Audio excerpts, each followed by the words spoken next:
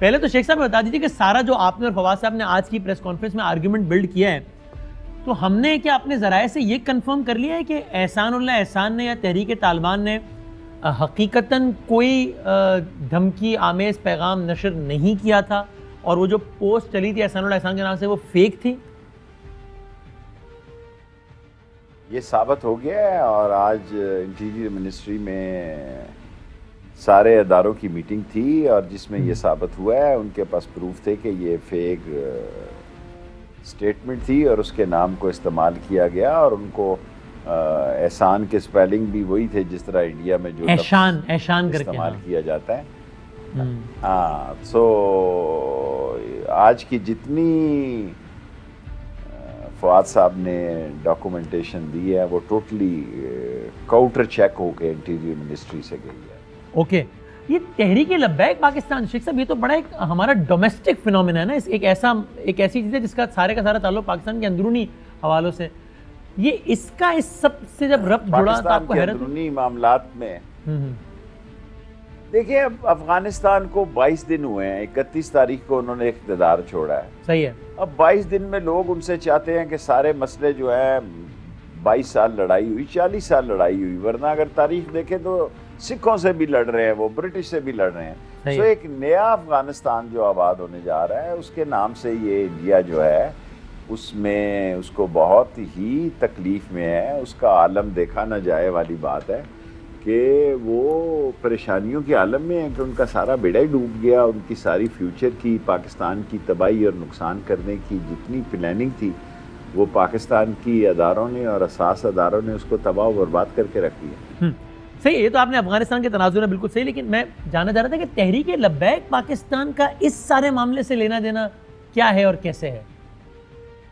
Fake वो बताया गया ना, ये सारे नाम यूज किए गए, ये सारे नाम यूज किए गए हैं और हकीकत से उनका तल्लक नहीं है। इसके सारे पीछे इंडिया का हाइब्रिड वॉर का जो पूरा एक सेटअप है वो काम कर रहा है, जिसको आज इंटीरियर मिनिस्ट्री ने और इंफॉर्मेशन मिनिस्ट्री ने एक्सपोज किया। ठीक है, क्योंकि इससे पहले जब एक प्रेस कॉन्फ्रेंस इस तरह की हुई थी तो उसमें भी कि जनाब इंडिया से तहरीक लब्बैक ने एक ट्रेंड यहाँ से शुरू किया, वो इंडिया से आगे प्रमोट हुआ।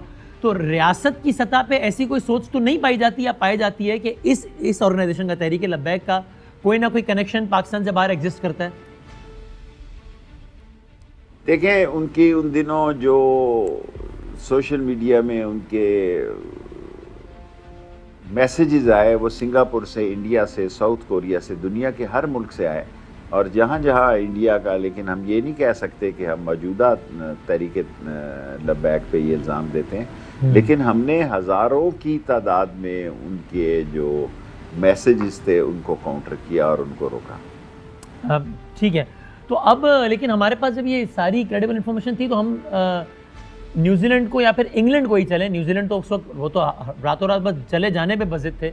अब तो ये सारी इन्फॉर्मेशन आ गई तो हम इंग्लैंड से शेयर करके उनको कन्विंस क्यों ना कर पाया कि भाई देखिए ये सारे का सारा ये सबूत है, सब फेक था, सब ढकोसला था, आप तो आइए।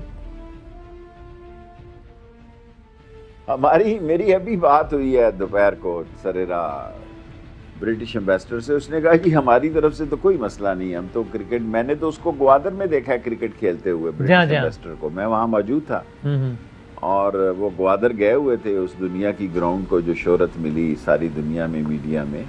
उसने मुझे आज कहा कि हमारी तरफ से तो कोई बात नहीं है, इंग्लैंड क्रिकेट बोर्ड ने सब कुछ किया, वो तो बिल्कुल क्लियर हेडेड था और क्लियर हैंड था कि भाई हमारी तरफ से कोई इस किस्म की बात नहीं। हाँ, उनका बड़ा दिलचस्प बयान सामने आया है। उन्होंने यही कहा कि जनाब हमने तो कोई थ्रेट एडवाइजरी भी जारी नहीं की अपने प्लेयर्स के लिए या आम लोगों के लिए, लेकिन हमारे खिलाड़ियों ने न्यूजीलैंड के जाने के बाद ये महसूस किया कि वो बड़े दबाव में आ जाएंगे अगर इन हालात में पाकिस्तान खेले। और देखें ना, आगे वर्ल्ड कप है तो वर्ल्ड कप से पहले हम खिलाड़ियों को दबाव में लाना नहीं चाहते। ये उनकी मंतिक ये थी इस पर। देखिए, कहने के लिए तो वो कुछ भी कह सकते हैं कि कोविड का था और फिर दबाव था, और जाहिर है मीडिया को उन्होंने कुछ ना कुछ तो कहना है कि कोई वजह तो बतानी है, लेकिन उन्होंने ये नहीं कहा कि उनको कोई थ्रेट थी या कुछ था। आज मेरी बराह रास्त बात हुई है पीएम सेक्रेटेरिएट में अब ब्रिटिश एम्बेसडर से, वो तो बिल्कुल क्लियर था कि हमारी तरफ से कोई बात नहीं है, ये इंग्लैंड क्रिकेट बोर्ड ने जो किया उसने किया। सही।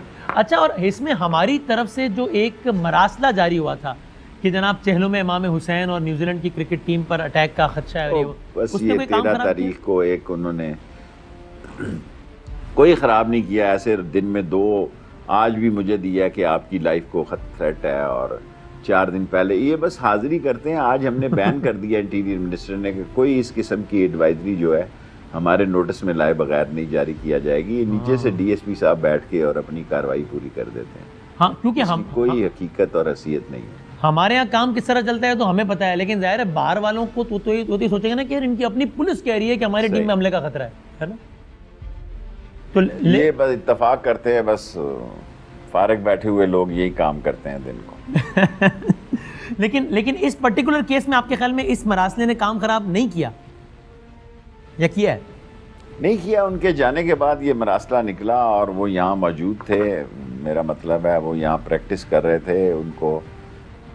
उनकी फ़ौज इतनी नहीं है जितनी फ़ौज हमने उनकी ड्यूटी पे लगा दी। टोटल न्यूजीलैंड की फ़ौज से ज़्यादा हमने फ़ौज को सिक्योरिटी पे लगाया, हेलीकॉप्टर विजिलेंस दी, और उस होटल में और भी बड़े अहम ठहरे हुए थे लोग। एक क्रिकेट टीम ही तो नहीं थी, बहुत सारी हाईएस्ट प्रोफाइल की जो पर्सनैलिटीज़ वहाँ ठहरी हुई हैं। ये तो ऐसे ही उन्होंने एक बहाना बनाया कि ज़हनी तौर पर एक प्लान है कि हमारा जो इमेज बेहतर हो रहा है उसको दोबारा ख़राब किया जाए। लोग अफ़गानिस्तान में खूनरेज़ी नहीं हुई, लोगों को मायूसी हुई। पाकिस्तान में कोई महाजर नहीं आया, लोगों को मायूसी नहीं हुई। जब मायूसी हुई और जब हम दुनिया के लोग हमसे इंटीरियर मिनिस्ट्री में मिलने आते हैं, हम उन कहते हैं कि हमने कोई महाजर कैंप नहीं पाया, तो वो माथे को पकड़ते हैं कि there is no refugee camp. हम कहते हैं भी नहीं, कोई नहीं है। अफ़गानिस्तान जाने वाले लोग पाकिस्तान से ज़्यादा हैं, अफ़गानिस्तान से आने वाले कम है। अब तो स्टूडेंट भी आना जाना शुरू हो गए हैं दोनों तरफ। हाँ, ये ठीक है। अफगानिस्तान का पूरा एक नक्शा जो खुद पाकिस्तान भी जिसका ख़तरा जाहिर कर रहा था, और दुनिया को तो बड़ी उम्मीदें नहीं, बहुत सारे ममालिकों के बड़ा बेड़ा गर्क होगा, उनमें से कुछ भी नहीं हुआ अल्हम्दुलिल्लाह। लेकिन ये बताएं कि यानी आपके ख्याल में शेख साहब, ये आपकी इन्फॉर्मेशन के मुताबिक ये जो ममालिक हैं जिनकी टीमें अब नहीं आई हैं या नहीं आएंगी, ये ममालिक इस प्लान का हिस्सा है जिसका आपने तस्करा किया, या ये ममालिक अनजाने में भारतीय प्लान का और पाकिस्तान के दुश्मनों के प्लान का हिस्सा बन गए? पतामी साहब, क्रिकेट इनकी खेल है, हम इनके परस्तार बने हुए हैं। हमारे मुल्क का प्राइम मिनिस्टर वर्ल्ड कप को जीतने वालों में शामिल था। मैं उस वक्त स्पोर्ट्स मिनिस्टर था जब इमरान खान साहब ने वर्ल्ड कप जीता। हाँ। अब हमारा इमेज जो है वो ये चाहते थे नथी हो जाए अफगानिस्तान के साथ कि हम ये एक ही किस्म के हालात हैं और माहौल है। उसके लिए देखें, दुनिया क्रिकेट के शायकीन है, मीडिया ने इसको बहुत प्रोजेक्शन दी। हमारे मीडिया में अभी तक आप देखें न्यूजीलैंड कोई डिस्कस कर रहे हैं, वो घरों में जाके रेस्ट मार रहे हैं और अपने कामों में लगे हुए हैं, लेकिन हम एक ही काम के पीछे गए हैं, उसी रास्ते पे चल रहे हैं जिसको ख़त्म हुए भी दिन हो गए। अब हम इसको ख़त्म, मैंने आज मीटिंग में ये बात की है कि अब हमें इसे भूलना चाहिए, कौम को आगे लेके जाना चाहिए। और ये कोई इतना बड़ा कौम ऐसा नहीं है कि रावलपिंडी में लोगों ने दोपहर का खाना ना खाया हो कि न्यूजीलैंड की टीम चली गई है, ठीक है भाई। हमने कोशिश की, उनको उनके सारे नखरे बर्दाश्त किए, उनके नए नखरे, लाइक्स एंड डिसलाइक्स आने पर भी किए। जब उन्होंने जाने का फैसला कर दिया तो हमने कोई इस किस्म का इजहार नहीं किया नाराज़गी का, जैसा कि ज़माने में किसी ज़माने में रशियन के साथ किया गया था। हमने उनको बड़े पुरतकाब तक बड़े मोहब्बतों के साथ रुखसत किया। ठीक है भाई, ये आपका फैसला है, ठीक। हाँ, लेकिन ज़ाहिर है इसकी खबरियत इस उन्वान से तो है ना कि कोई टीम 18 साल बाद आ रही है। ऑस्ट्रेलिया 1998 के बाद आ रही थी, अभी न्यूजीलैंड जो है इससे पहले 2003 में आई थी, इंग्लैंड इससे पहले 2005 में आई थी। तो ज़ाहिर है एक बड़ी एक्साइटमेंट का एक लेवल था, और जब वो चले गए तो ज़ाहिर एक इसकी एक खबरियत तो बनी। आप कह रहे हैं ये चाहते थे हमारा इमेज ख़राब होना, तो यहाँ ये से मुराद क्या है आपकी? कौन चाहता था पाकिस्तान का इमेज अफगानिस्तान के साथ नथी हो जाए? बहुत सारे लोग, बुनियादी तौर पे तो उसमें इंडिया का ही रोल है। और ये जो I5 का नाम दे रहे हैं, उन्होंने पाकिस्तान की इंटेलिजेंस से ज़्यादा वो समझदार और चालाक है। हमने अपने मुल्क में एक टीम को बुलाया और खुदा न खास्ता उसकी सिक्योरिटी हमारे लिए ज़िंदगी और मौत का सबब थी। हम कुछ उनको हो जाता तो हम दुनिया में मुंह दिखाने के काबिल ना रहते, लेकिन हमारी सिक्योरिटी ज़बरदस्त थी। और वो ख़ुद हर प्लेयर कह रहा है कि बहुत ज़बरदस्त थी, सारी दुनिया के क्रिकेटर कह रहे हैं ज़बरदस्त थी, लेकिन फ़ैसला तो बिल आखिर उन्हें ही करना था। सही है। हमने तो उनको कहा हम ग्राउंड खाली करा देते हैं, उन्हें कहा नहीं, ग्राउंड का मसला नहीं है, ग्राउंड से बाहर निकलते वक्त हमसे शरारत हो सकती है। हाँ जी, हाँ, जिस तरह आज जो प्रेस कॉन्फ्रेंस में बताया कि जनाब कोई होटल के अंदर भी कुछ हो सकता है तो होटल के बाहर भी कुछ हो सकता है, और ये सारी बातें। लेकिन अब हम कोशिश करेंगे कि ये सारी इन्फॉर्मेशन, अगला अब हाई प्रोफाइल टूर ऑस्ट्रेलिया का लगा हुआ है ना, वो भी 3-4 महीने है भी उसमें, उनके साथ शेयर करके उनको कन्विंस करने की कोशिश करेंगे कि भाई देखिए ख्याल कि उसमें भी अब कोई जान रह गई।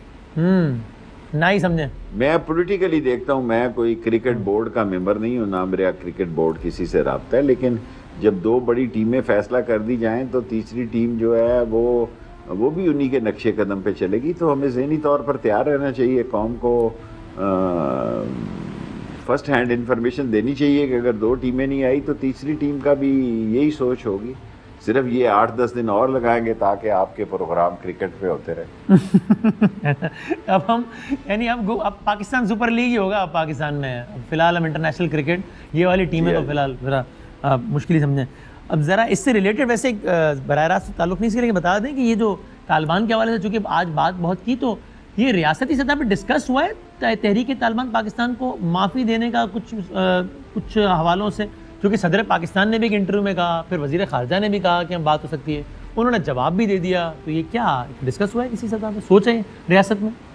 देखें, सदर साहब का भी मैं जवाब नहीं दे सकता और वजारत ख़ारजा का भी नहीं दे सकता। हमारे पास उनके 350 से लेके 550 लोग हमारे यहाँ वारदातों में बेसिकली 320-21 हैं या 500-550 होंगे, उनको तो माफ़ नहीं किया जाएगा और उनको किसी सूरत में माफ़ नहीं किया जाएगा। बाकी अगर कोई तालिबान चले गए हैं, इसके बारे में बहस हुई है, मैं आपके प्रोग्राम में ये कहना चाहता हूँ कोई फैसला नहीं हुआ।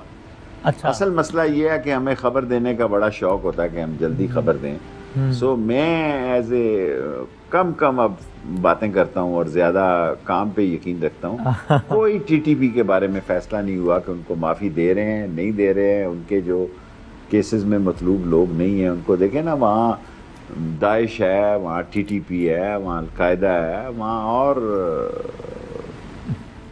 ऑर्गेनाइजेशंस हैं। हाँ। सो अब ये फैसला हायर सतह पे हफ्ते 10 दिन में होगा कि इसका क्या करना है। अभी तक कोई फैसला, अभी तक रियासती सतह पे टीटीपी की माफ़ी के हवाले से कोई फैसला नहीं हुआ। बिल्कुल ठीक है। और ये हमने जिस एहसान की आज बात की है, इसका कुछ हमें कुछ पता लगा है, क्योंकि ज़ाहिर हमारी हिरासत में ही था और फिर भाग गया, तो मतलब इसके वेयर अबाउट्स का हमें कुछ है अंदाज़ा कि ये पुराना केस है। उस वक्त मैं वज़ीर दाखिला नहीं था, लेकिन ये हुआ ऐसे ही है जैसा आप कह रहे हैं, लेकिन मेरे पास इसकी कोई रिपोर्ट नहीं। ठीक है। अच्छा, और शेख साहब इसी से मुंसलिक बात अफगानिस्तान की भी मुझे याद है कि आप मैंने तो अपने तौर पर पहला बयान किसी हाई प्रोफाइल शख्सियत से जो सुना था वो आपसे सुना था, जब आपने कहा था कि ये नए तालिबान होंगे। तब फॉल ऑफ काबुल नहीं हुआ था, तब तो ये तज्जिया हो रहे थे कि तालिबान आएंगे, गले कटेंगे, ये होगा, पता नहीं क्या हो जाएगा, क़यामत आ जाएगी। तब आपने ये बहस छेड़ी थी, मुझे याद है, हमने इस पर प्रेम भी किया था। और अभी तो फ़िलहाल तो ऐसा ही, और अल्लाह करे आगे भी ऐसा ही रहे कि पूरा मन रहे मामला। आप अपनी राय पे कायम हैं? आपको लगता है कि बहरहाल छोटा मोटा उनके मिजाज में तो ठीक है चलता रहेगा, लेकिन बतौर मजमूई लॉन्ग रन में अफगानिस्तान माजी की निस्बत पुरअमन ही रहेगा? आपको अभी भी लगता है ऐसे ही? मुझे ऐसा ही लगता है, और उनकी कोशिश भी ये होगी, लेकिन उन्हें डिस्टेबल करने के लिए लोग कोशिश करेंगे। पाकिस्तान अफगानिस्तान खित्ते के बड़े अहम मुल्क हैं, और हमारा देखें बॉर्डर जो है तोरखम भी और चमन बिल्कुल ठीक जा रहा है। मैंने अभी आपको बताया यहाँ से जाने वाले ज़्यादा हैं, आने वाले कम हैं। जो ये सोचे बैठे थे कि तारों पे लोग लटके होंगे लाखों की तादाद में, और दुनिया की वर्ल्ड ऑर्गेनाइजेशन कह रही थी कि 7 मिलियन लोग आ जाएंगे। 3 मिलियन हमारे पास पहले हैं। अगर ये तालिबान स्टेबल हो जाते हैं तो हम इन 3 मिलियन को भी कहेंगे कि आप वापस ले लो, बात ख़त्म करें। सही है। लेकिन शेख साहब, इस खित्ते में अमन का मतलब है कि ज़ाहिर है Pakistan, China, Russia, Iran, Afghanistan, ये एक नई सब बंदी होना। इस खित्ते में अमन का मतलब है बेल्ट रोड इनिशिएटिव, सीपैक पे काम का आगे बढ़ना। और ये कोई राज नहीं है कि ज़ाहिर है अमेरिका और चाइना की जो खलिश है, तो अमेरिका को इस खित्ते में अमन नहीं बल्कि कंट्रोल्ड केओस ही सूट करता है। आप इस राय से मुत्तफिक हैं? कैसे ही है?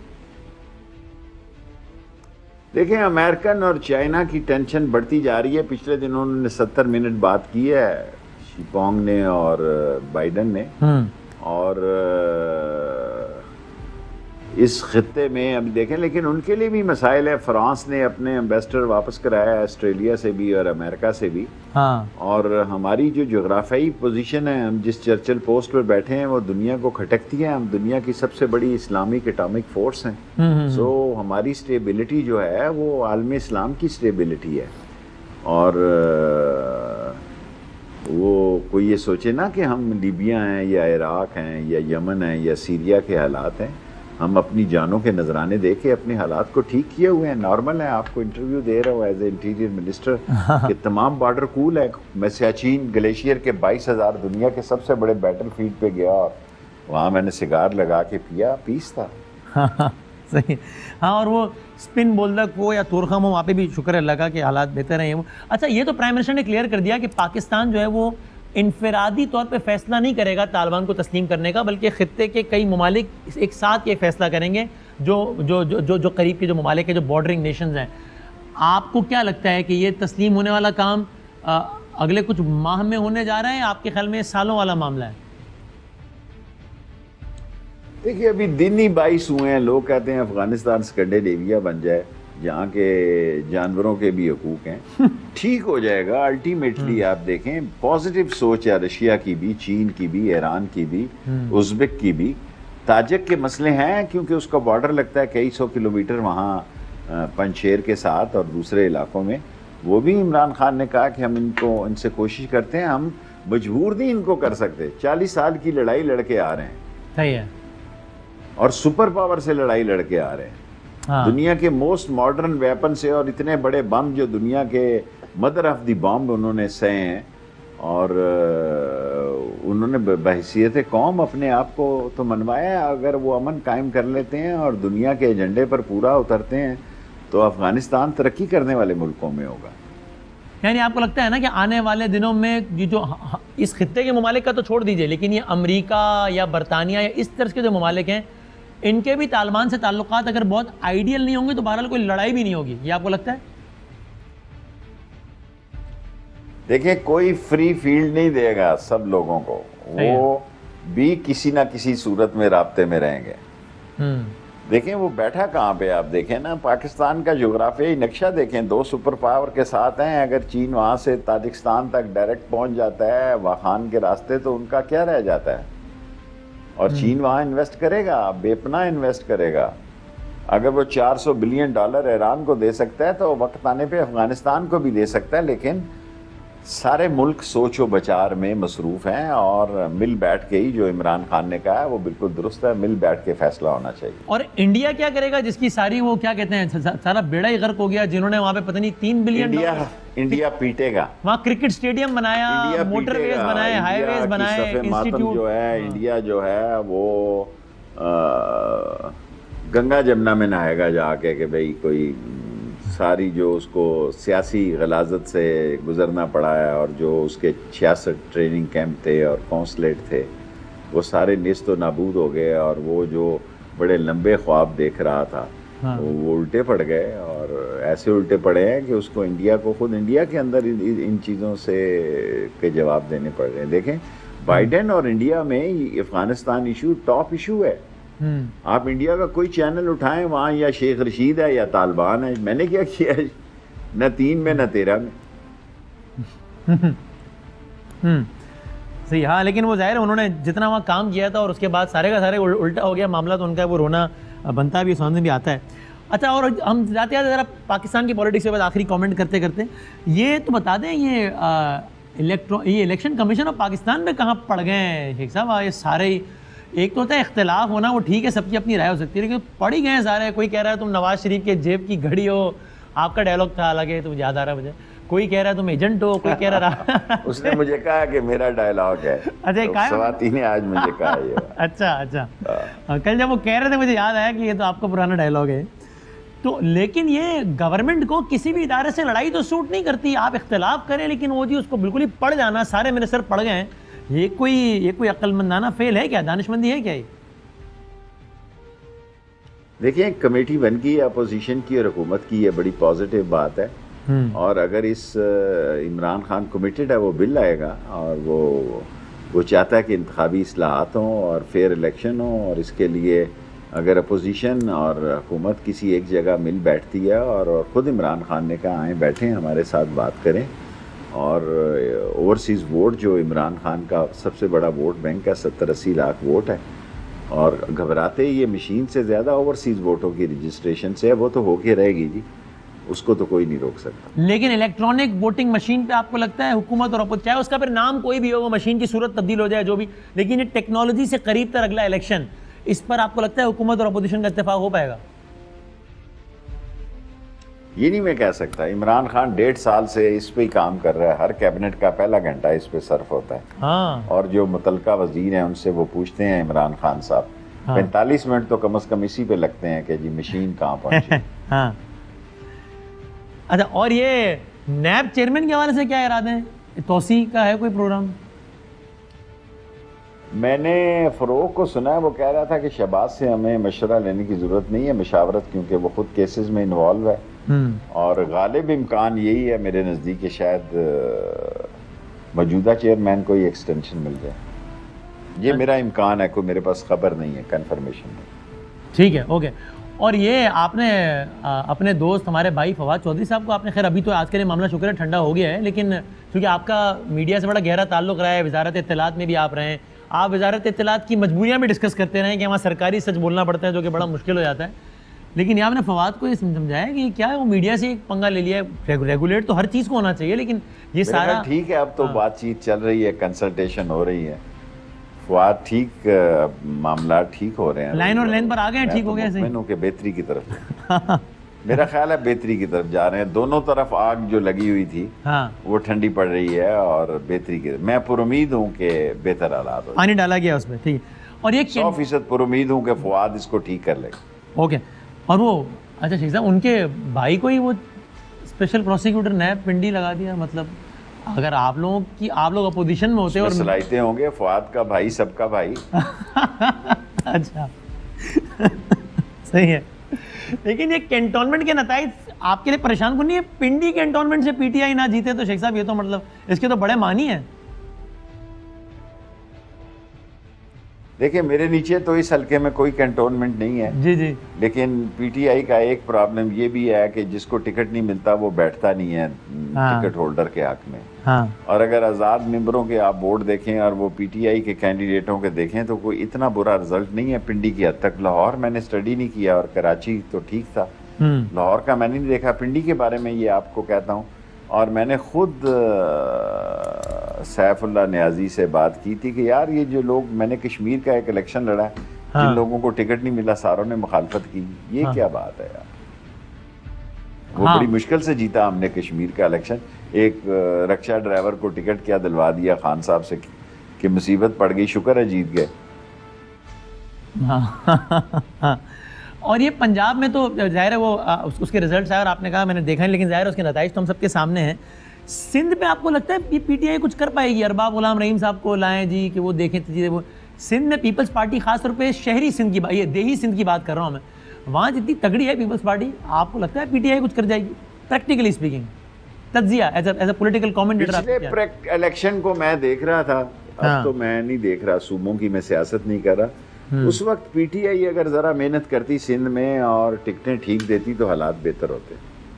अब तो मैं कोई सूबों की सियासत ही नहीं करता बिल्कुल, न मैंने ज़िंदगी में कभी की है। उस वक्त मैं देख रहा था क्योंकि इमरान खान के साथ इलेक्शन कैंपेन में था, मेरी ये राय थी कि अगर हम बेहतर टिकट देते तो बेहतर नतीजे निकल सकते थे। और नवाज शरीफ अगले इलेक्शन से पहले आप देखते हैं नवाज शरीफ को पाकिस्तान आता हुआ? मैं तो नहीं देख रहा। अच्छा। मैं नून लीग को नहीं देख रहा, पता नहीं 2 साल में क्या होना है क्या नहीं होना। मैं इमरान खान खुश नसीब है कि उसको ऐसी जाहिल और नालायक और नकम्मी और निकट्ठू और नॉनसेंस अपोजिशन मिली है। दुनिया किधर जा रही है, ये किधर जा रहे हैं। यहाँ पाकिस्तान की सलामती के सवाल पैदा हो रहे हैं और ये 52 जलसों का प्रोग्राम दे रहे हैं, वो इलेक्शन कैंपेन पे हैं। जब इलेक्शन कैंपेन नज़दीक होगी तो फिर बात करेंगे कि दाल का क्या भाव है और हालात क्या हैं। अगस्त 2023 है टेक्निकली स्पीकिंग अगला इलेक्शन, इसके आसपास में 2-3 महीने प्लस माइनस। ये उससे कितना पहले हो जाएंगे आपके ख्याल में, या टाइम पर ही होंगे? मुझे नहीं ख्याल के होंगे। अगस्त 2022 को मैं अहमियत देता हूँ कि 1 साल के अंदर अंदर हमने डिलीवर करना है। 23 तो फिर इलेक्शन कैंपेन का साल होता है। जो काम कराओ लोग कहते हैं देखिए ना वोट लेने से ना तो आ गया। तो उसकी कोई हैसियत नहीं होती। हाथ भी मिलाओ तो कहता है ये पहले हाथ ही नहीं मिलाता था सही तरह, इस तरह हाथ 2 उंगलियां मिलाता था, अब दोनों हाथ इकट्ठे मिलाता है। सो लोगों की अपनी भी, लोग कहते हैं अच्छा अगली दफा आसी तो फिर गाल कर सा। सही है। और जो सबसे बड़ा चैलेंज है गवर्नमेंट का, जो आप भी कहते रहे, मेरी अपनी भी ये राय है कि किसी नून लीग किसी पीपल्स पार्टी से बड़ा चैलेंज महंगाई, आटा दाल चीनी पेट्रोल है। इससे कितना काबू पा सकी हुकूमत, या अभी गड़बड़ है आपके ख्याल में? महंगाई तो बढ़ रही है, बहुत बढ़ रही है। भाई ये 3 चीज़ें जो हैं इस पर हमें काबू पाना चाहिए, यही हमारा मसला है। और दुनिया में इसके रेट्स बढ़े हैं। और अगर मैं आपके सामने कहूँ कि ये मसला नहीं है तो लोग कहेंगे बकवास कर रहा है। सो ये आटा, दाल और चीनी जो है हमारा मसला है, आटा, घी और चीनी, और इसकी कीमतों को हमें कम करना है। और अगर मैं आपसे कहूँ पेट्रोल तो दुनिया में कम हो तो कम होगा, वरना तो नहीं हो सकता। वो कुछ पिछले अपने बयानात भी ज़्यादा गले पड़ जाते हैं ना, क्योंकि ज़ाहिर है 100 दफ़ा खान साहब ने कहा है कि पेट्रोल महंगा हो तो मतलब ये होता है, बस उसका मतलब ये होता है कि वज़ीर आज़म चोर है बस। लेकिन मैं अगर आपसे कहूँ शेख साहब कि पाकिस्तान में 75%, जी हाँ 75% लोगों की आमदनी बढ़ी है, तो आप मेरी इस राय से इत्तेफाक करेंगे? देखिए, आमदनी भी बढ़ी है लेकिन महंगाई भी बढ़ी है, और दोनों तरफ हमें बैलेंस बात करनी चाहिए ना, वरना लोग प्रोग्राम में ये ना कहें बकवास कर रहे हैं। और महंगाई बढ़ने का तनासुब आमदनी बढ़ने के तनासुब से ज्यादा है, ऐसा ही है? किसानों में तो पैसा गया है, जमींदारों में तो पैसा किया है, तनख्वाह पेशा आदमी की मसाइल है। इस मेरे नज़दीक इस मुल्क में सिर्फ जो तनख्वाह, सरकारी तनख्वाह पे गुजारा कर रहे हैं उनके लिए मसले। राइट, देखते हैं क्या होता है। पाकिस्तान में सिर्फ पिसा तबका जो है तनख्वाह पेशा तबका है। सही, बहुत शुक्रिया शेख रशीद साहब। अहम तरीन खबरें अब एक क्लिक की दूरी पर। आपके पसंदीदा टॉक शोज हों या अहम मुल्की या गैर मुल्की शख्सियात की न्यूज कॉन्फ्रेंसेस, हर लम्हा बाखबर रहने के लिए सब्सक्राइब करें हमारा YouTube चैनल। मौसम की सूरत हाल हो या खेल के मैदान से खबरें, अपने मोबाइल फोन से मुल्की और बैनुल अक़वामी अहम खबरों तक रसाई के लिए डाउनलोड कीजिए मोबाइल ऐप। बावसूख ज़राए से मुसद्दिका खबरों, तज्ज़ियों और तबसरों से मुस्तफीद होने के लिए विजिट कीजिए पाकिस्तान की सबसे बड़ी न्यूज वेबसाइट www.arYnews.tv। इन सब के अलावा पाकिस्तान का सबसे बड़ा फेसबुक पेज हो, सबसे बड़ा न्यूज इंस्टाग्राम अकाउंट या फिर ट्विटर, ARY न्यूज पहुंचा रहा है खबरें सबसे पहले आप तक, ताकि आप रहें हर लम्हा बाखबर।